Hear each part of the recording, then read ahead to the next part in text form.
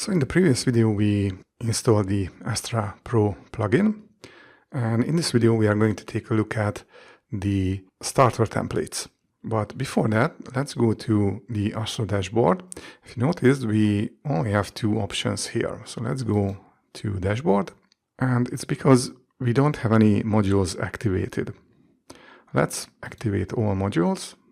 These are not activated because I don't have these plugins installed. But now the site builder, for example, is available. So with that out of the way, let's go to starter templates. To install starter templates, we need to install and activate this starter templates plugin. So let's click install, and it's installed and activated. We have an option to build the template with AI or use the classic starter templates. I'm going to choose this one, and it's loading the templates. And here you can see all the available templates. The ones with the premium label are not available, only if you purchase a subscription for this plugin.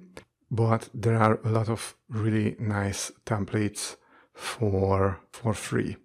As you can see, there are a lot of templates available.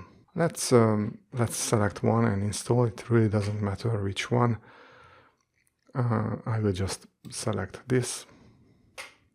As you can see, this is an e-commerce template, and it's compatible with these two e-commerce plugins.